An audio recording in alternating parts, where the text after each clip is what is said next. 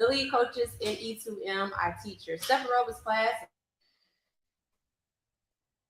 cardio. I also lead our Friday circuits. I have a bachelor's of science degree in exercise science, a master's in occupational therapy, and of course certifications and all the things that I teach. And I also still have a certification in Zumba, which I used to teach. But yes, I've been in the fitness industry for a very long time, for 5 years with E2M, and I'm excited. I'm doing what I love. I love what I do. Hey, you cut out for a second there, but you didn't talk about your stage presence. You had a little stage presence in your past, correct? Can you tell us about that? Well, yeah. So in 2019, I walked that stage that our good old friend just walked, but I was able to earn my pro card in the OCB as a bikini competitor in 2019, and that was definitely different. I'll say amen to that. Yeah, it definitely helped me create that discipline that I needed, perseverance to your point of the conversation today, and creating better and new habits for sure. But yeah, it was fun. It was fun. Fun.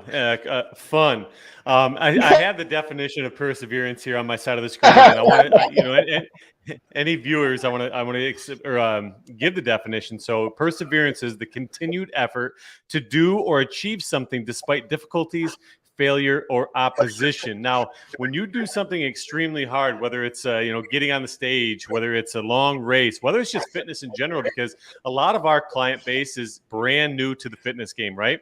And this is difficult. It's a difficult road. So you're going to face opposition. You're going to face failure. You're going to face difficulty. How do you foster commitment? How do you foster motivation when you've done the same thing for 16 days, 26 days, 36 days, 100 days? How do you foster commitment when you are so down and out? It's boring. It's not fun anymore. It's not exciting anymore. How do you recommit to the end goal? Well, I think for me, it's all about your mindset and your perspective. A lot of times I like to talk about the difference between opportunities, right, versus obstacles, but it all depends on how you look at it. I can look at something as being, oh, this is hard, oh, this is boring. If I think like that, oh, that's what it's going to always be, But if I think like, no, this is something I get to do. This is an opportunity I have to get better. If I look at it like that, then it kind of makes me have a different shift on how I see it. Now I am human, so there is times, like to your point, I teach these classes, right? I teach Zumba. When I used to teach Zumba, it wasn't something that came natural to me because I'm not necessarily. I love teaching group classes, but I'm not big on attending group classes. So when I was asked to teach Zumba, I was like, Zumba, like I only took one Zumba class in my whole life. I don't want to do that, but in my mind, I was like, shoot, you actually do something, I'm gonna try. So I did it for so long, and I had fun while I was doing it. But the preparation for it, I did go through a phase where I was like, man, this is I'm getting bored with it. But I think it's because it was something that I didn't naturally do on my own time when I would work out for myself. But when I got it done, it was fun. But I had a moment, probably like a whole challenge, where I struggled to get up to do that class because I just didn't enjoy it anymore in that time frame. But then I was like, wait a minute, you gotta backtrack and really redirect your thoughts on this. So I started incorporating songs that I do like, and I started incorporating moves that I did know and learn easily, and just getting the feedback from the clients and knowing that they enjoyed it. That made me kind of dial back into like, I do enjoy this. But again, it's all about that mindset shift and how you look at things. And that's actually how we got twerk Zumba. That is still being missed to this day because my wife ain't twerking because I tell her not to. That was I'm sorry. Yeah, they do a twerk. Keep a little leg in there for nobody. Hey, no, that's cool. I love that. When something is challenging, you didn't turn away. You figure out a way to make it your own. Yeah. And I think that's kind of the thing that we all have to do whenever we're going through something or we're developing, a new habit or trying to develop a habit. We have to figure out to make it our own because Whitney like to say, I'm not gonna wake up and be Alicia. I'm not gonna wake up and be Mandy. And just finding your own way. So I really like that you said that, man. All right, be back to you, man. Yeah, no, all good, man. You talk about redirecting the mind, redirecting the perspective, and you're absolutely right. Our mind is the most powerful tool that we have. If we tell ourselves we're not going to do something or we're not going to like something, chances are we won't do that thing or we're not going to enjoy that thing. But if we redirect that focus and say, I'm going to give this a shot, and I'm going to give it my best. That's how we find the ability to persevere through anything tough. Now, today it just so happens to be I was over at my old house, and I ran into my former neighbor. His name is George, and George, I hope you watch this someday. He's on Facebook, so I just got to talking to him, and I asked him how old he was. If I were to look at this guy, I would not say he was anything older than 70.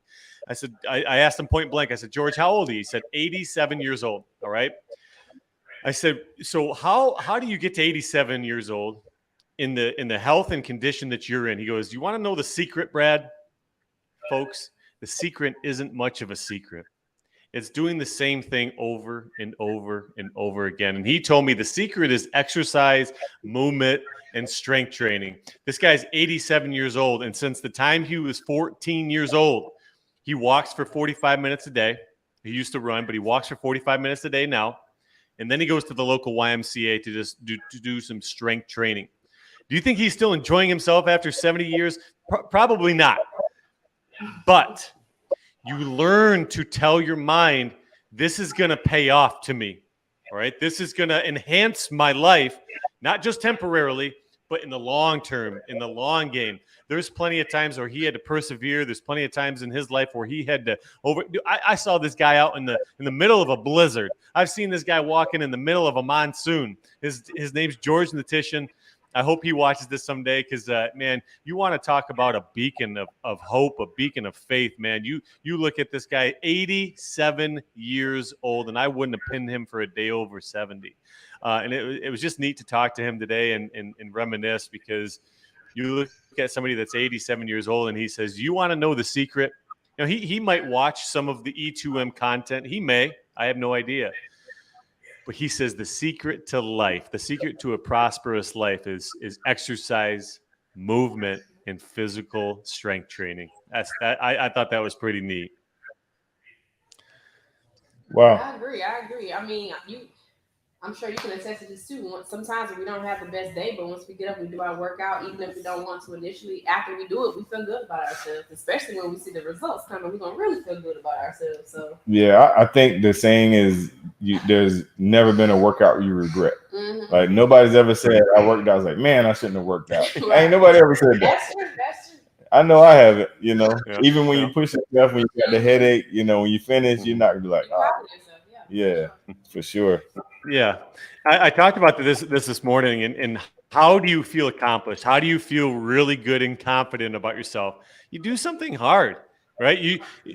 I use this example this morning. So when you're on a beach somewhere and you're sipping on that Mai Tai, in the moment, you may say, I'm living the dream. I'm living my best life. But when that day ends or you roll into the next day, how do you feel about yourself? Do you feel accomplished by sitting on the beach all day? Maybe, probably not, but maybe. But when you go out and do that hard thing, when you prepare yourself and you persevere through all the trials and tribulations, you get yourself on the stage like you both have, you finish a long race like I have, that's how you establish, an accomplished sense of being. And that's how you create confidence. And we've seen it so many times, guys, where somebody creates confidence in the fitness industry. And what do? They start to thrive in other areas of their life. And that's kind of a cool thing. Can you guys talk to that?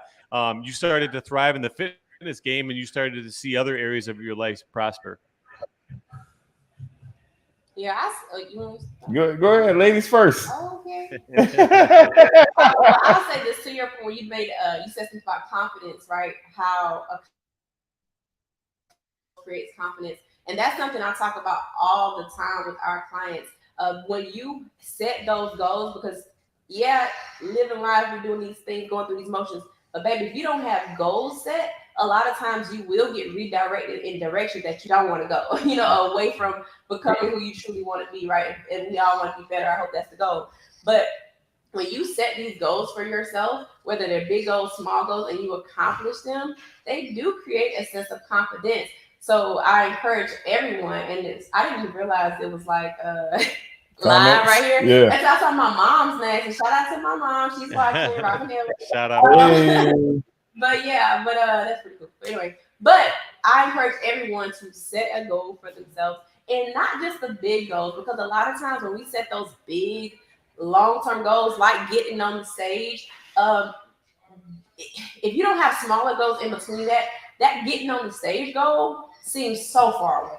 Seems so far away. So you do have to take it day by day, week by week, month by month, however long it needs to take. So I'm pretty sure when you were doing your show, it was, you had to probably break down the food portions, right? As far as like, dang man, I'm gonna have to eat like this for how many, you know, like how many weeks or whatever the case is. Right. But you just have to take it meal by meal. Like if I just get through this meal, let me get through the next meal. All right, if I get through that meal, then I start with, you know, you have to break it down so you won't be looking so far ahead to where you forget to fall in love with the process and the progress that you're doing, the progress that you've made to get to that point. So my recommendation for everyone is to set goals, small goals, you know, to help you build up to that big goal, and knowing that when you do reach those goals, celebrate yourself. You don't have to celebrate with food or unhealthy things, even if it's you writing yourself down and you putting a little gold star or a check beside it.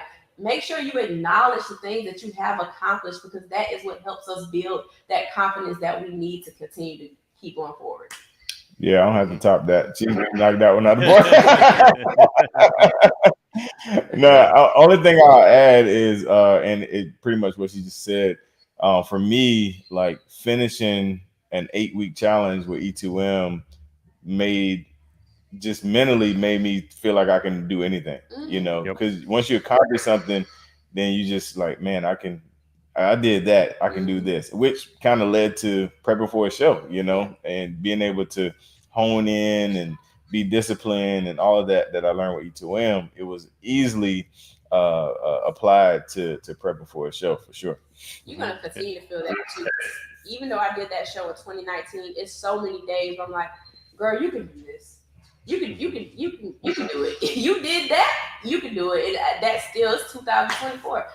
That still sticks with me to this day, where I'm trying to, you know, psych myself out. Like, girl, you don't need that pack of gummy bears. You got like, just take a break. I'll take them. Right. Like I go through my phase. I'm like, all right, let me fast away from certain things. But I always tell myself, you did that, you can do this. Absolutely. Yeah, I just read something the other day, and I think this is pretty popular on social media right now, but you choose your heart. You choose your heart today, and you live a long, prosperous life, or you try to thrive in the moment, and you try to live the dream, live the life, the high life, the fast lane today, and you're going to have to experience hard down the road. And, you know, at the end of the day, I think we're all saying the same thing is win the day, right? Just like the quote that we started with, it was something along the lines of, perseverance is not the long race. It's several small races, right? It's several small races to get you to that big race. And that big race is life. You know, am I cutting in and out? It's fine. You caught up. We're good. Yeah. Keep going. We filling in the line. Filling the line. Man, my signal might be is my signal cracking up on the side? Just a little bit, but we rolling, man. This is the bad process, baby. Yeah.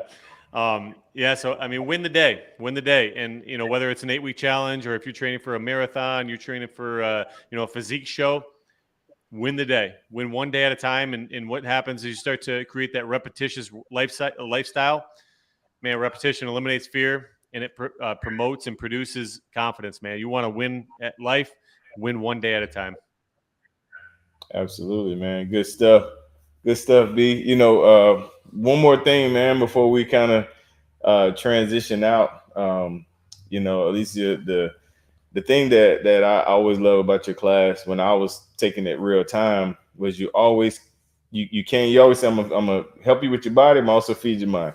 Where did that come from? Like, did you always always try to have a message? Is that something that you just kind of adopted? Well, it's a personal question, y'all. I mean, this is just on my side. Where did that come from? So yes, I always mainly on my Friday classes and at the end of my other classes. Mm-hmm. But I always say I like to feed the body, but I'm also going to feed the mind. And the reason why I want to give a message with the workouts is because I know that it's more than the physical. Mm-hmm. It's more than the physical. When I do something, it's more than the physical. So I know how important it is to make sure your mental is right.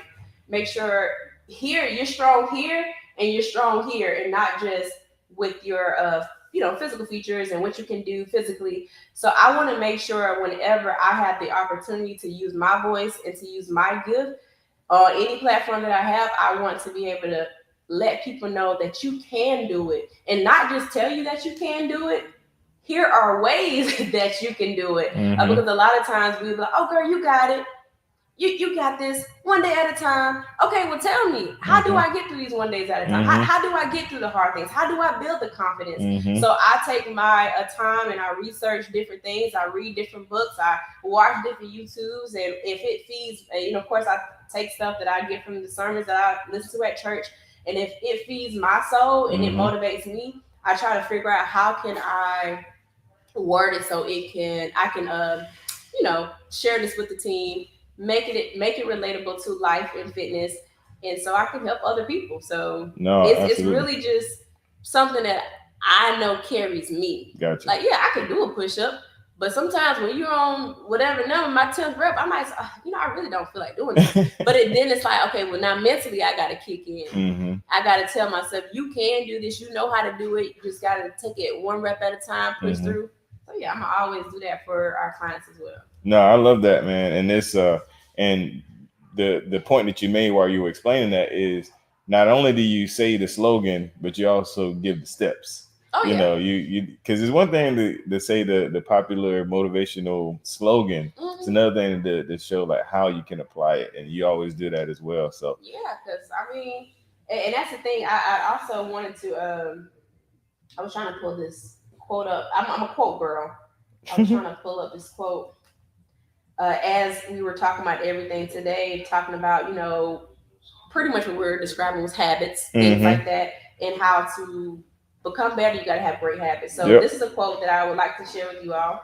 It says, "Watch your thoughts; they become words. Watch your words; they become actions. Watch your actions; they become habits. Watch your habits; they become character. Watch your character, because it becomes your destiny." Wow. So everything we speak, everything we see, and everything we do is truly who we become. So if you want to be better, you have to do better, and we have to do more to put us in that right direction. That is a great closing.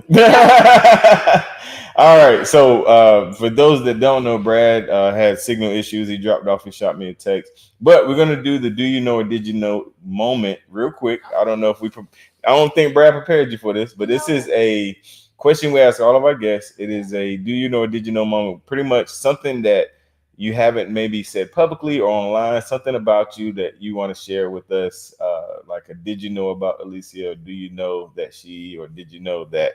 And I got a little video to lead up to it. It's real short, give you time to think about it. So here it goes. Do you know? All right. So what is the do you know or did you know thing about Coach Alicia? In what way? Like something that we like, something about you that's not necessarily publicly known. I mean, we don't want to incriminate any information. Well, you know what? I don't know fun facts, I guess. Well, some people may know, but I started off my fitness journey training kids. So I didn't jump off the bando training adults. I used to train kids with cerebral palsy, and that was my heart. I went to school for occupational therapy with a desire to pursue a career in pediatric therapy, but God had other plans. So I struggled a lot to make the decision to do training full time. But when he speaks, and when he knocks, he's going to continue to knock until you open that door. So I was able to, continue with the fitness career, but I started off training kids. Another fun fact is I really love learning about bears. So a lot of times I'm like, it's like Alexa, can you tell me a fun fact about bears? I don't know. I'm so fascinated with bears. I just think they're very beautiful and strong creatures, while still soft. And I think of myself like that sometimes, where I am a very strong person. Shout out to my mom and my dad, but and also I saw my aunt come in. So hey aunt, hey aunt. Right. Everybody watching, but I look at myself as being a very strong individual. But yeah, I'm a Pisces, so I'm soft at the same time. So I consider myself like a bear. There's so many different features. We look at a bear, you're like, oh, in real, like real animal wise, you're like, oh, I want to be around a bear that's so scary. But what do you get when you're little? You get a cuddly little teddy bear. So I think it just has different ways to look at it. And I think that about myself. I'm strong and I'm a beast, and I don't take no mess. I don't play no games, but I also could be understanding, and I could be caring, and I could be soft as well. All right, Grizzly and Teddy. I get it. That is dope. No, that's a really good, did you know fact. Did not know that about you and bears, but I got it now. That's probably why I like gummy bears. I like there you go. I love it. All right, y'all. Well, I have to close this without my good friend Brad, man. But until next time, we'll check y'all later. Peace.